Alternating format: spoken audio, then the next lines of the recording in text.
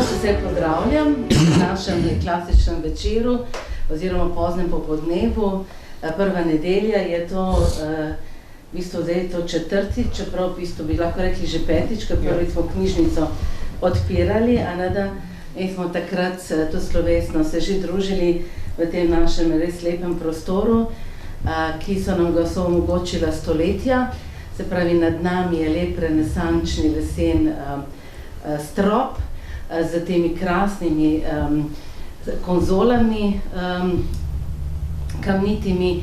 Tam Davor stoji ob tem odličnem in lepem kamnitem portalu in nekako si predstavljamo, da pred prenovo, ki jo potem v začetku 18. stoletja naredi Ignaz Marija Adams, se pravi grof, ki je tukaj našega 1694 in ga potem barokiziral, da je nekako, da so bili te portali kar en takem nizu v tem nadstropju. Zakaj to govorim? Ker letos v Sloveniji nekako s skupnimi močmi raziskujemo barok, kaj se je odvijalo v tistem času, v teh 200 letih, pa seveda tudi različne odmeve, pa tudi vse, kar je bilo prej in kar je bilo potem. In to raziskujemo tudi s pomočjo odličnih raziskovalcev, pa tudi odličnih učiteljev.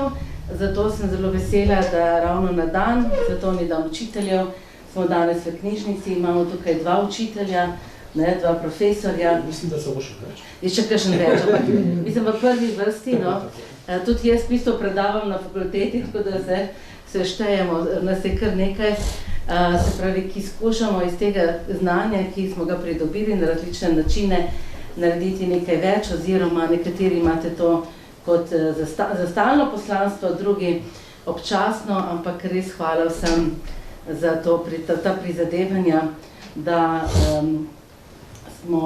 je znanje dostopno in da je znanje še naprej velika vrednota. Tako da danes res hvala naši gosti. Prvič je tukaj Aneda, naša profesorica Neža Vilhelm. Ja, tako malo moramo, tako dobrodošla. Dobrodošla tudi, kako je že? Mimi, ja, se zhodila reči, ampak mi je bila tako Milka. Sliši na vse oziroma na nič. Ja. Sem hotela reči, sem vedela, da Milka ni prav, ampak sem se pa na to spomnila, ne vem zakaj. In pa seveda tudi dobrodošla Iza Knez Majcen z bratom Titom.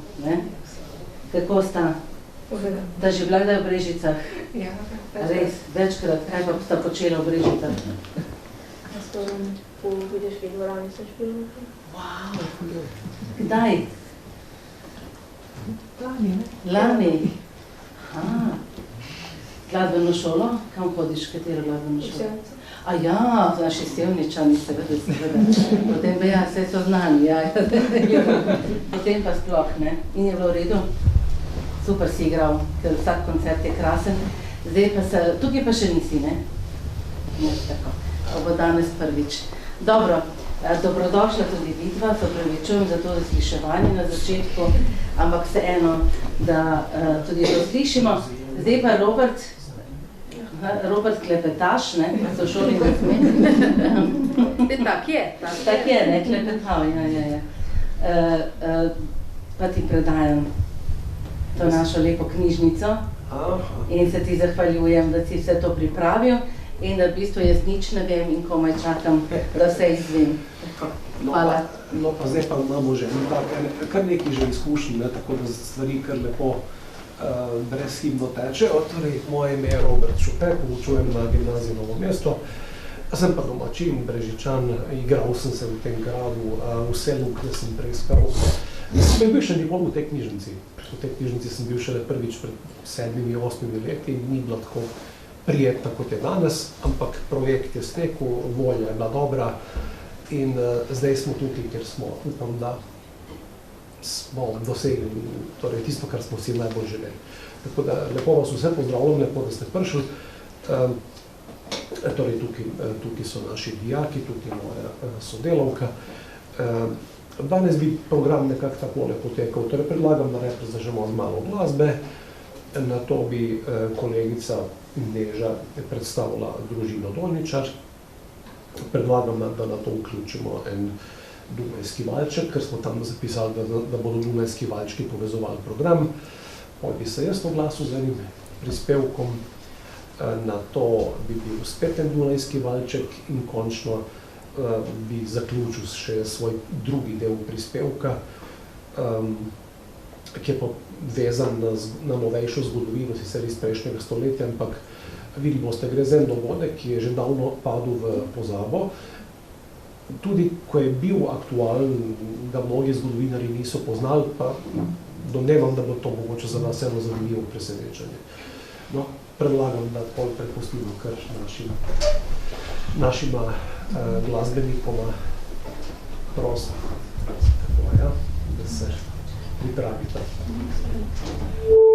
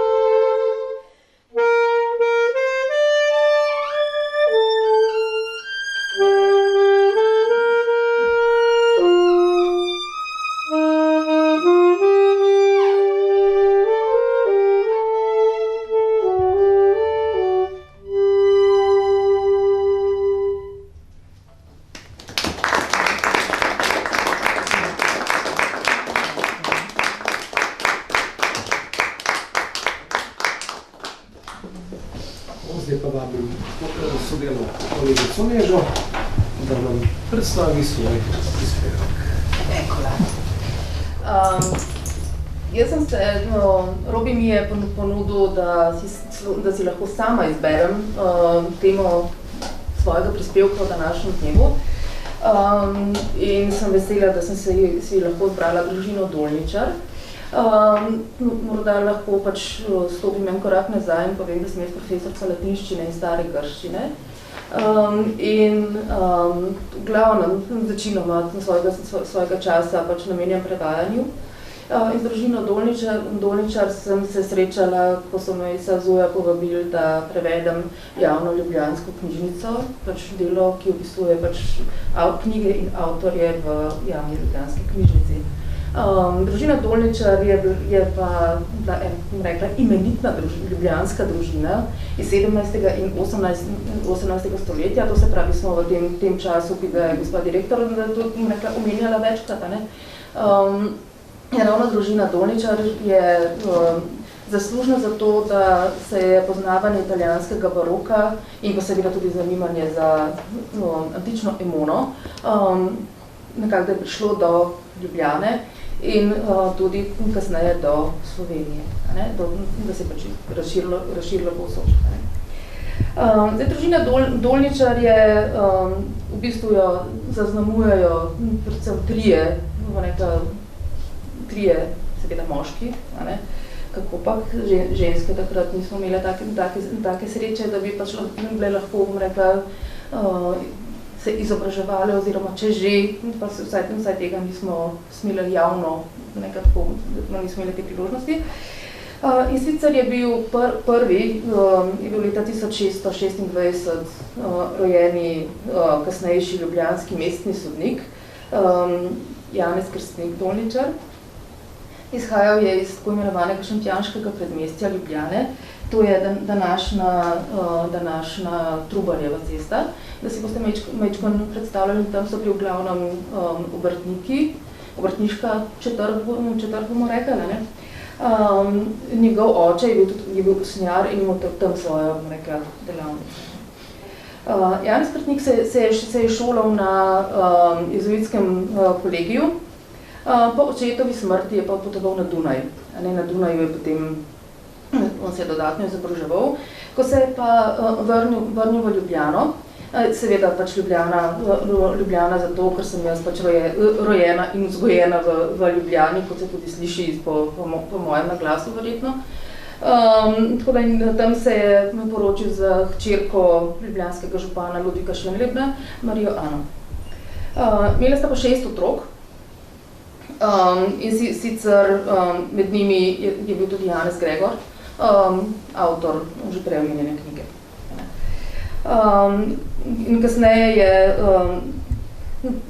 sredi leta malo gledam na plonkič, da ne bom kakšne letnice, bom rekla, zašuštrala, ker v antiki je tako pač, ne vem, 100 let naš hudga, tlele pa v bistvu že eno leto se pa v bistvu že dosti poznaje, se že v 17. in 18. stoletju v enem letu zgodi lahko marsikaj, zato printam nerada, zato imam telefon.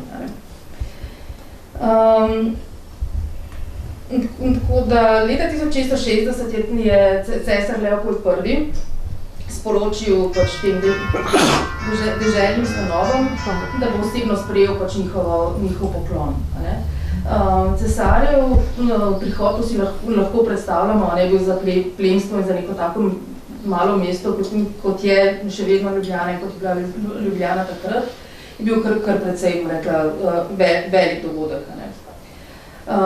In seveda so se takoj, ko so to zvedeli, so se začeli pripravljati, da to je bilo tako, bom rekla, kar precej,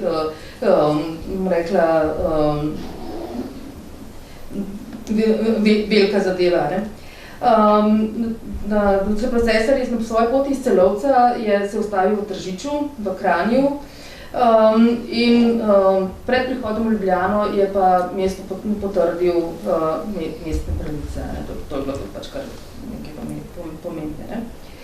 Ko se je cesar približal mestnemu obzidju, so mu prinesli na eni bržunosti, taki blazinci so mu prinesli mestne ključe. In vsi mestni svetniki, ne svetniki, ampak svetniki, so pač presvitlemu cesarju poljubili roko in pač mu s tem izkazali pač spoštovanje, ki ga je on s svojim obiskom tudi izkazal tudi njim. Tako da mesto je bilo v tej priložnosti pač zelo slavnostno okrašeno, potem polblanci so pivle ladje in podobno. Na tej ladji so poleg cesarja so se vozili še pač ostali, bom rekla, mestni imenitneži. Potem je pa v bistvu potoval tudi proti Gorici, potem je začetku oktobra, ravno 4. oktobra zvečer, se je pa Leopold vrnil v Ljubljano, ki ga je pač spet slavnostno sprejela. In družina Dolničar je pa vse te dogodke, tako dobro jih poznamo zato, ker je družina Dolničar, oče Janez Kersnik, so pisali kroniko. In vanje so opisovali pač vse pomembne dogodke. To pisanje pa sta nadaljevala tudi sinova Janez Gregor in pa sin Janez Gregor in vnuk Jožef Anton. In tako da to je, tukaj smo, tako bomo rekli. In ta omenjeni Janez Krstnik Dolničar je, če se spomnim, njegov svak je bil župan in seveda je bila izobrazba sinov, otrok, vnukov in tako naprej je bila nekaj izjemno pomembnega. To ni bilo nekaj kar tako, mislim, ampak je bil to pač velik privilegij. Ne tako, kot danes, ko se mučimo v srednjih šolah in je šola nekaj najbolj groznega, takrat so v bistvu redki sploh prišli v osnovno šolo, še redkejši pa so prišli v gimnazije in potem v Sloveniji sploh niso mogli študirati, ampak so morali hoditi v Gradec na Dunaj in tako naprej. Ljubljana je univerzo dobila šele leta 1919, če se ne motim. In eden prvih oddelkov poleg slovenščine je tudi latinščina in stara grščina, to se pravi klasična filologija.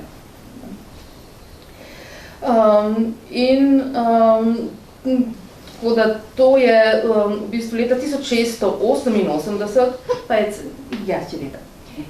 pa cesar tem, bom rekel, družini, oziroma Janezu Krstniku podelil plemiški naslov in so postali plemeniti Talbergi.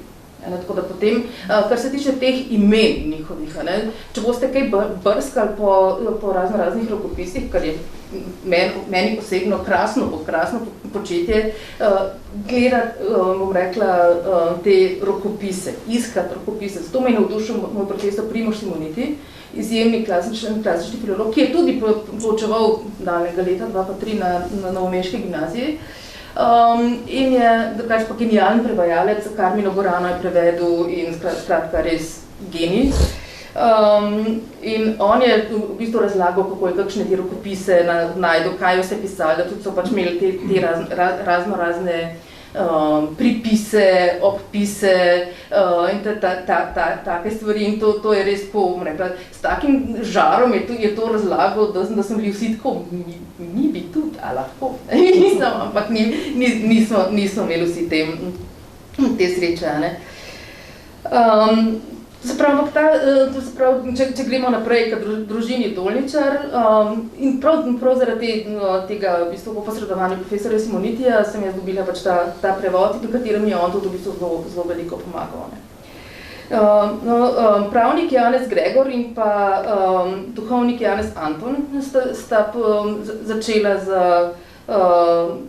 sta poskrbela za prenovo stolnice. To se pravi, da je stolnica svetega Nikolaja postala tako lepa baročna cerkev, kakor je še danes. v bistvu na vseh teh svojih potovanjih, namreč potovanja, to se moramo zavedati, ta družina je bila zelo bogata, da je pač svojim članom družine pač omogočila potovanja po Evropi. Ne? In na teh potovanjih so pač tudi bom rekla, spoznavali knjižnice in vse te, bom rekla, samostanske, cerkvene, zasebne knjižnice so bile v bistvu vzor za to, bom rekla, semeniško knjižnico. In zdaj, da ne bom jaz predolga in preveč bi se mogoče zdaj ustavila tukaj pri knjižnicah in ravno, ker imamo to knjižnico tukaj, mogoče, če nimate, bi priporočila tudi, bom rekla, to knjigo, kjer so noter tudi Hren, pa Trubar in pa Doličar. Taka, v bistvu, ovitek je tak negravžno roza, ampak vsebina je pa zato precej bolj, bom rekla, tehtna in vredna tega, da pač imamo. In tukaj, recimo, v tej srednjeveška latinščina se namreč zelo precej razlikuje od latinščine, kakršno se v bistvu učimo tudi mi na šoli, ker mi se učimo latinščino 1. stoletja pred našim štetjem. V 18. stoletju, v času baroka, v času nastanka teh knjižnic, pa latinščina ni bila več živ jezik, se pravi, je bila lingua franca, jezik, pač pogovarjali so se po Evropi po latinsko, predavala se je na raznih šolah, univerzah, so v njej predavali, tudi na novomeški gimnaziji so začeli učiti v latinščini, tako da, ampak je bilo pač jasno, da je bil mrtev jezik. Nikjer več niso tega jezika govorili, zato je nekdo, ki je bil recimo, pač ne vem, njegov materni jezik je bila nemščina recimo, je v bistvu mislil nemščino in pisal v latinščini. In ne vem, se je dopisoval s francosko govorečim človekom, ki je mislil v francoščini in pisal v latinščini. Ti dve latinščini sta se božjasno precej razlikovali. In tudi recimo čisto reka take preproste besede, recimo samostalnik res, ki v tej reka klasični latinščini pomeni stvar, v srednjeveški latinščini pomeni denar. Potem recimo beseda fides, jasno, tudi latinščina je postala tudi jezik vere. Fides pomeni v klasični latinščini zvest, oziroma zvestoba, fidelis pomeni zvest, v cerkveni latinščini pomeni fides vera, fidelis pomeni pa vernik, vse vemo, adeste fideles in tako naprej. To se pravi, če tega ne veš in si tisto klasično latinščino zmrzneš in pogrneš tako, bom rekla, kapitalno takoj.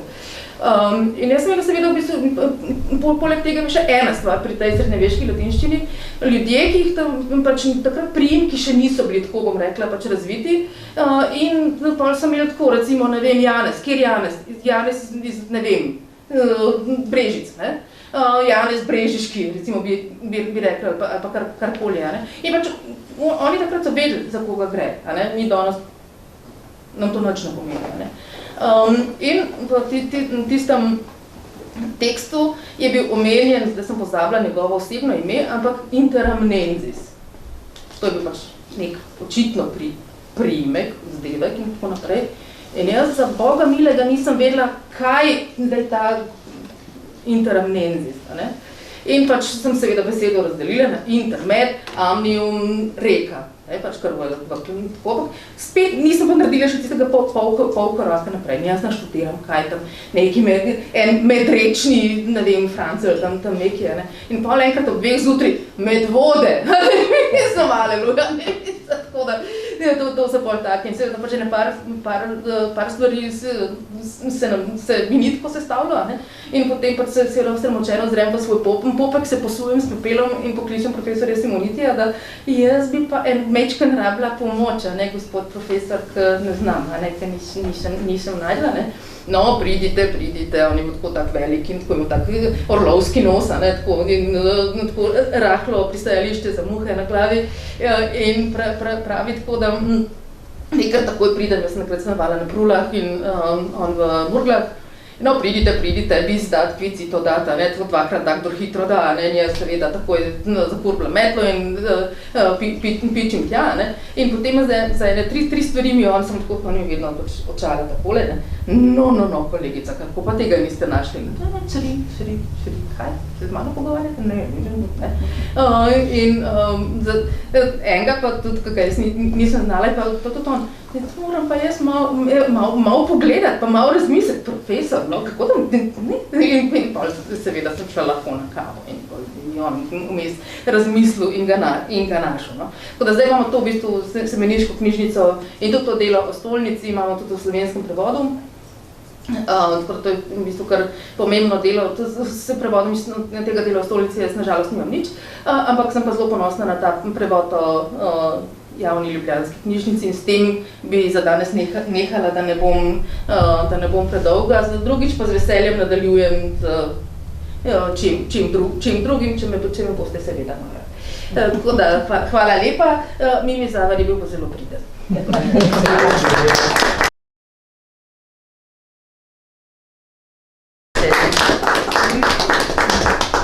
Torej, kot smo v programu obljubili, bodo program povezovali Dunajski valčki in mislim, da je prvi zdaj na vrsti Lastovke iz Avstrije. Pa predlagam, da ga slišimo iz gramofonske plošče, seveda.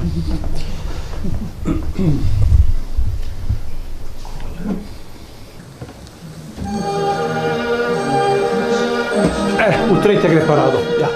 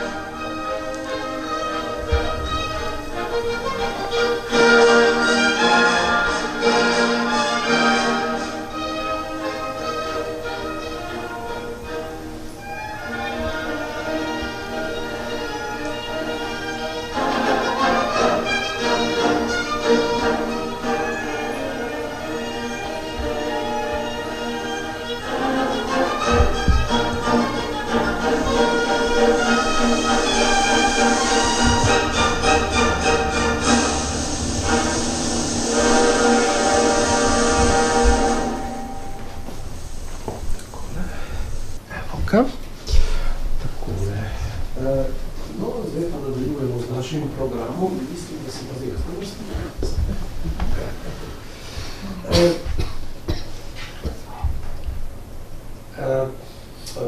odločitev glede teme, ki jo bom danes predstavil, je že zorela nekaj časa, ampak sem moral o tem malo tudi premisliti, zadevo še malo preučiti, preveriti.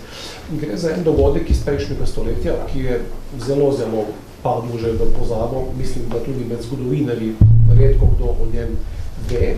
Je bil pa resničen, torej dogodek je bil popolnoma resničen in se je zgodil.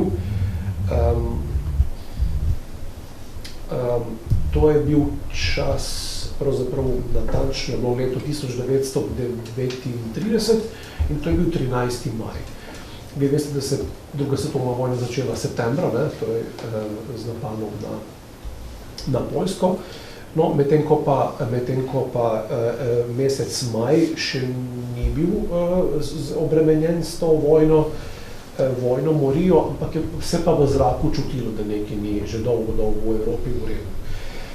No in nacisti, ki so prevzeli oblast 1933 leta, so skovali en načrt, kako bi prepričali svet, da pravzaprav lepo skrbijo za Žide, ki so v Nemčiji in da jim omogočajo, da lahko seveda odidejo kamorkoli po svetu želijo in da jim oni tudi vse to pripravijo in organizirajo. In tako je bilo recimo Goebbels je dal eno pobudo, da se ena ladja, ki je bila zelo podobna Titaniku, ena nemška ladja, ime je bilo St. Louis,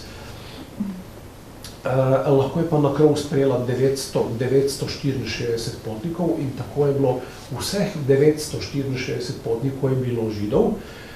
Pogoj, da so lahko kupili vozovnico za to karto, je bil, da so vse nepremičnine so morali pustiti državi. Veste, koliko je ta karta stala, ne? Če so si pa hoteli kaj vzeti iz,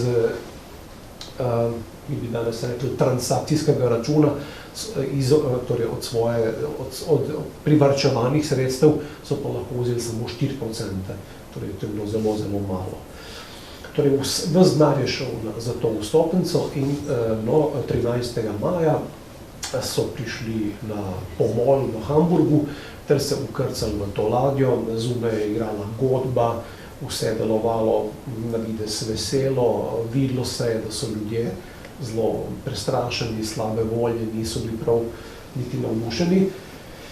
Govorilo se je, da morda cilj ne bo takšen, kot se je mislilo, namreč ladja bila namenjena na Kubo, ki je baje obljubila, da bo vse te migrante sprejela, ampak je ravno v tem obdobju na Kubi potekalo eno tako zelo burno politično življenje med poznejšim diktatorjem Batisto in trenutnim predsednikom Brujem.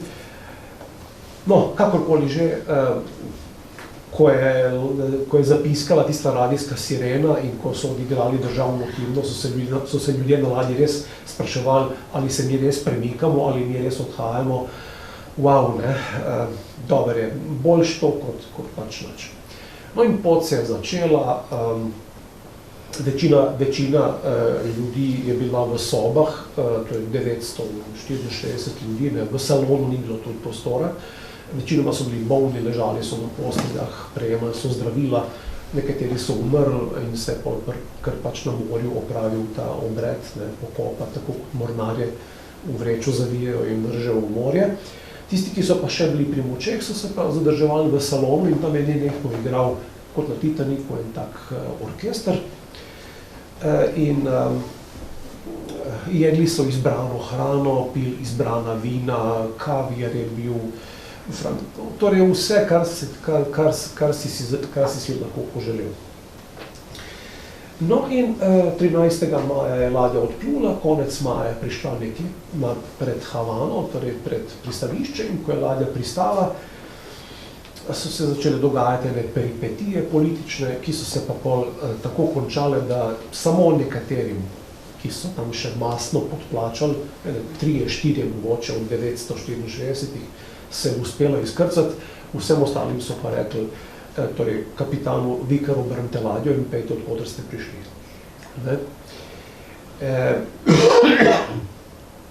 In kapitan je rekel potnikom, da naj se zberejo v salonu, da jim bo on to povedal.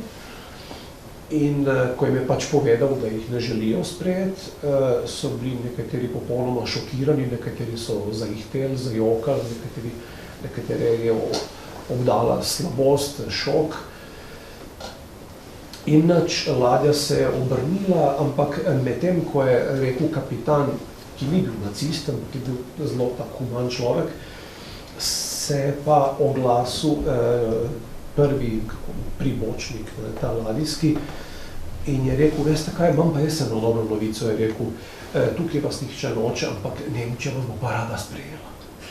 Nemčija vas bo pa rada sprejela in zdaj obračamo ladjo in potujemo nazaj v Nemčijo. Torej, bilo je treba ljudi izpostaviti enemu takemu eni negotovosti, čim dlje časa. No, in ko so to slišali, je bil šok še večji in v nekem momentu je orkester zaigral eno kratko pesem, šlo je za en košček operete, ki bi jo mi zdaj vam predstavili, pa bom bolj še povedal, zakaj in kako.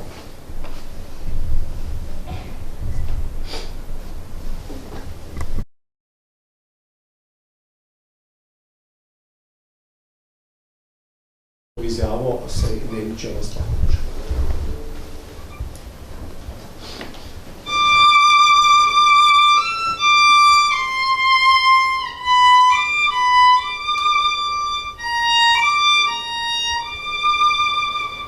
Mein Herz und mein Sinn schwärmt stets nur zu Wien, für Wien wie es Wein, wie es Brand. Da kenn ich nicht aus, ja bin ich Holzhaus, bei Tag und noch mehr bei der Nacht. Und keiner bleibt kalt, ob jung oder alt, der Wien, wie es wirklich ist, kennt. Müsst ich einmal fort von dem schönen Ort, dann nimmt meine Sehnsucht kein End. Dann hört ich aus weiter Ferne ein Lied, das klingt und singt, das lockt und zieht. Wien, Wien, nur du allein sollst die Stadt meine Träume sein. Dort, wo die alten Häuser stehen, dort, wo die lieblichen Mädchen gehen. Wien, Wien, nur du allein sollst die Stadt meine Träume sein. Dort, wo ich glücklich und selig bin, ist Wien, mein Wien.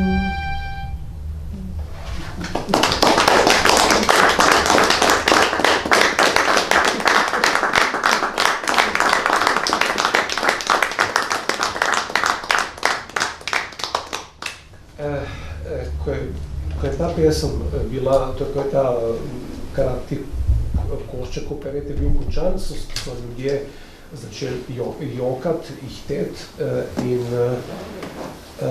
namreč zakaj? Gre za leto 1939. Hitler je anektiral Anschluss je bil leta 1938. To pomeni, tukaj govori pesem o Dunaju, Dunaj, mesto mojih sanj. Dunaj več tega leta ni bil glavno mesto Avstrije, ampak je bil navadno nemško mesto. Glavno mesto je bil Berlin. Dunaj je zdaj bil eno navadno nemško mesto.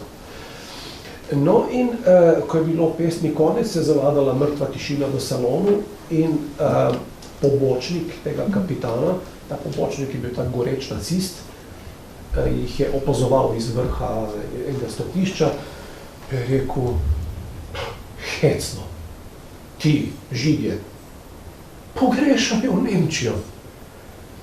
Pa je rekel kapitan, ja, zakaj pa ne bi pogrešali? Saj so Nemci. Ne? No in na to je ustala ena ženska, videla je, da so ljudje popolnoma poklapani in je v orkestru naročila, kot je tudi v filmu se lahko vidi, to je bil film posnet z Orsonom Wellesom, da je zaigrali nekaj veselega, neko kongo, da se malo ljudje razvedrijo, da pozabijo na to. In res so jih nekako uspeli malo preuspeli pozornost. No, pol pa nekako že naslednji večer pri kapitanu se oglasi delegacija 5-6 potnikov in pravi, da so prišli v imenu 120 potnikov. In rekli so tako, zdaj, če ne bo druge rešitve, ne, očitno pač gremo proti Nemčiji, doben nas noče, kot pravite, ne, mi vam pač sporočamo, da bomo se zbrali na krovu ladje in se bomo prijeli za roke in bomo skočili v Atlantski ocean. Ne. Torej, tam je globina 6000 metrov, ne, veste, proti to. Torej, naredili bodo samomor, ne, kolektivno, teh 120. Če ni več druge rešitve, pol mi v Nemčijo več živi, ne bomo prišli. In je on rekel, lejte, joj, ne tega narediti, mogoče pa še je ena šansa. In je rekel, med Kubo in Florido je zelo en kratek preliv in se celo vidi se iz Kube. Florida je rekel, jaz bom poskusil ladjo čim bliže približati ameriškim vodam, je pa tisti, ki ste mlajši, probite skočiti noter v vodo, pa preplavite do Floride, starejši ljudje 80 let ne morejo iz ladje skakati dol. Ampak kdor se lahko reši, ne se reši. In par jih je resnično, Florida se je že videla, par jih je resnično skočilo noter in so začeli plavati proti Floridi, medtem ko je ameriška obalna straža pa začela na te ljudi streljati. Torej, streljali so proti njim, videlo se, da jih ne želijo, tudi oni ne, in morali so se obrniti nazaj in potem so jim iz ladje metali rešilne jopiče, da so jih potegnili nazaj gor, teh 5, 6, 7, koliko jih je skočilo iz ladje. No, ladja je v enem takem turobnem vzdušju počasi potovala čez Atlantik proti Evropi in kapitan je rekel, še edin za eno možnost vem, ki nam morebiti lahko uspe, ko bom potoval čist južno od Anglije, tam pri Cornwallu je plimovanje 5-6 metrov, kar močno. Jaz bom pa tako naredil, kot da sem se malo zmotil v preračunu in bo ladja za par ur nasedla na pesek. Vi pa takrat tisti, ki lahko skočite dol, pa preplavite do Anglije, pa se boste nekako rešili, ne? Vsaj nekaj se vas bo. No in on je to naredil, par se jih je tako rešilo, dobenih ni tam nič proti njim, niso nič streljali, ni dobenih nič jih motil, ampak ko je prišla spet plima, je ladja nadaljevala pot. No, pol pa se zgodi ena dobra novica, ko so potovali že tam čez Starokavski preliv med Francijo in Anglijo, se prva oglasi Belgija in pravijo, mi bomo sprejeli vse potnike. Če želite, lahko mi sprejmemo vse te potnike, ampak morate pa pristati v Antwerpnu, ne pa v Hamburgu. No in kapitan je to razglasil in vsi so bili zelo dobre volje. Je rekel, lejte, ne gremo več v Hamburg, gremo v Antwerpen. Torej, to še ni bil začetek druge svetovne vojne. No, in ko so prišli v Antwerpen, so vsi zapustili to ladjo. Ampak, kaj se je pa pol zgodilo? Torej, to je maj, juni, juli, avgust, september, ne? Torej 4 mesece slabe do začetka druge svetovne vojne. Tisti, ki so vzeli trajekt in šli v Anglijo, so vsi preživeli. V Angliji so bili resnično varni. Tisti, ki so se pa razporedili po Belgiji, Nizozemski in Franciji, so jih pa čez par mesecev praktično vse polovili in so končali v Auschwitzu. Tako da se je ta pot zelo klavrno končala. Celo film je bil posnet z Orsonom Wellesom, ki so mu dali naslov Potovanje prekletih, ne? Potovanje prekletih. Tako da ena taka velika, ena spletka, ena igra, da se pač pokaže, češ ne se mi skrbimo za te ljudi, ampak so sadistično uživali, ko jih tam noben ni hotel sprejeti, pa so šli proti Evropi in so verili, da jih čaka verjetno koncentracijsko taborišče. Tako da to je ta zgodba, je popolnoma resnična. No in kaj se je s to ladjo pozneje zgodilo? Ta ladja je prišla v Hamburg, prazna, samo z osebjem in kapitanom in so jo pol tam zasidrali. No in med bombardiranjem med drugo svetovno vojno je bila tudi ta ladja zadeta in uničena, tako da več zdaj tudi ta ladja ne obstaja. No, ime pa je imela St. Louis. To je bila ta moj prispevek. Predlagam, da zaključimo še z enim valčkom. Mislim, da imamo pa zdaj na vrsti dunajske bombone, tukaj so eni, ki niso dunajski, mislim, da so italijansko-francoski, ampak Dunaj je zmeri slovel po odličnih bombonih in sladicah, pa vam bom enega tazga zdaj pokazal.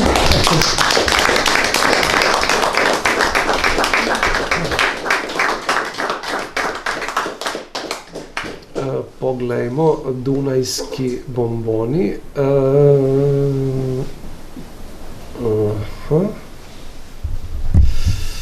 Kaj pa na tej strani? Tako. Aha, predzadnja. Dobro. Predzadnja. Zdaj vidim. Tako. Zdaj pa so.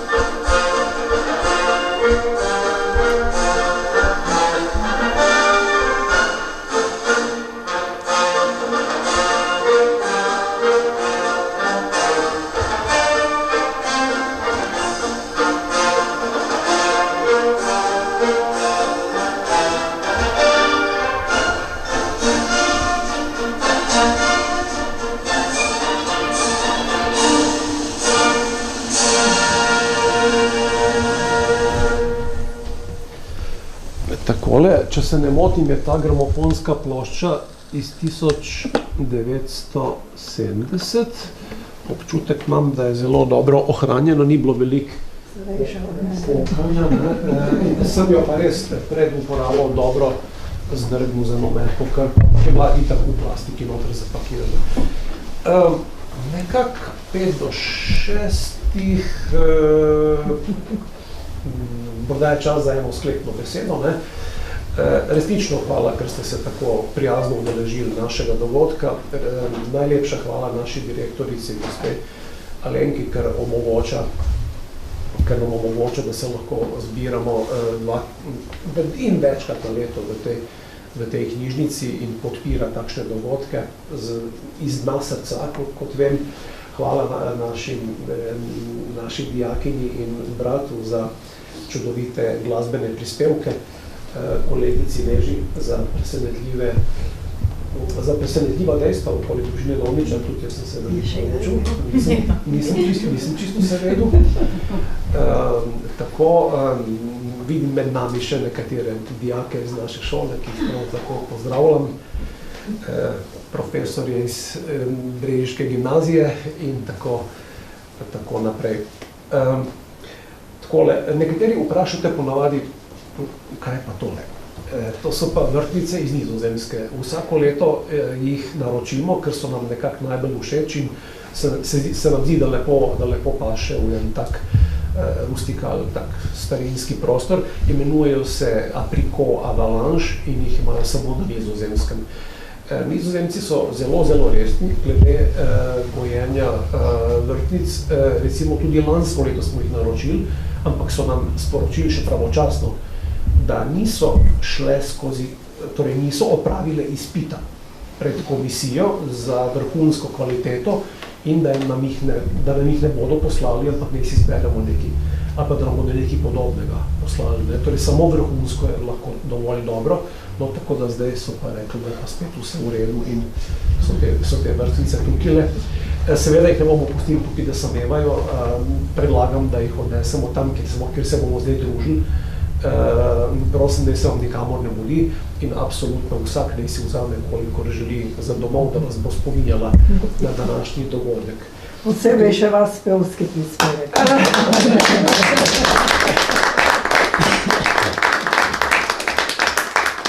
Ne vem, jaz nisem prej slišala. Ste že? Kako? Ste že kjerkrat nastopil tu? S petjem. Petjem pa ne, pa prvič. Petje pa še res ni bilo, ne? Petje pa še res ni bilo. Jaz nisem operetni pevec, ampak pač v skladu s svojimi zmožnostmi. Ja, presenečen. Ja, no, tako. Ja, prav tako, ja, smo zelo veseli. Alenka, predlagam, da nas ti zdaj usmeriš. Ja, jaz se bom še zahvalila, seveda, tako kot vedno nam je bilo zelo lepo. Jaz sem tudi hvaležna, da si povezal barok z 80-letnico konca vojne. Ena od tistih vojn je tudi mogoče dala upanje, ko se je končala, da vojn ne bo več, ne?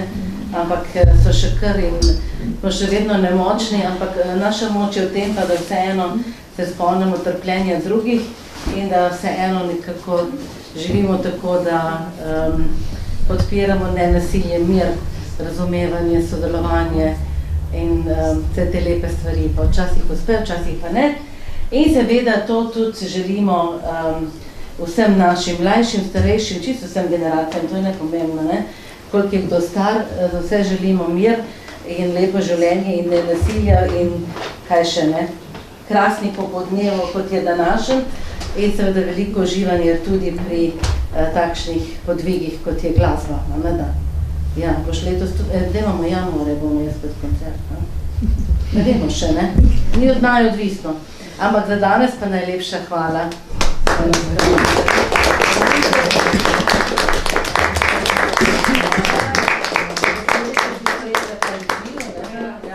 Da morala kar vaditi, ne? Ne toliko, ja. Zelo hitro smo se dojela. Ja, seveda tudi vam. Ja.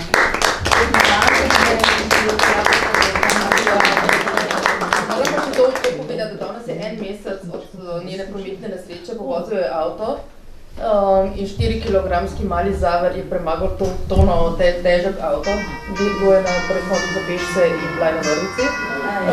Tako da ima zlomljeno medenico in ko, ampak je okej. Zato je tudi danes z mano, ker jednostavno ne upam preveč puščati same doma, že tako mora biti tudi brez učin. Tako da zato je danes z mano in hvala, ker je lahko. Tako da upam, da še kdaj, da je upravičila zaupanje in če boste še kdaj tudi njo sprejeli. Ja, hvala lepa, da je prišla, da si prišla. Ne, da mi smo psom prijazen muzej, mi smo v celoti dostopen, recimo Viteško dvorano nekako ne spuščamo, ker ne vemo, ampak dobro, vse takih malih ni problem. Ampak psov je zelo različnih oblik. Različni so, različno obzirni lastniki. Tako, verjamemo, da vsak ve, mi pa tudi smo veseli psičkov. Je ne bi pripeljala, če ne bi bila prepričana, da bomo okej. Pa seveda si bila. Tako da še hvala lepa. Hvala lepa. Druga, Robert, tebi pa Fortuno, ne? O, Fortuna. Ja, o Fortuna. Karmina Borana je bila omenjena danes. Drugič bova pa o Fortuna pela midva.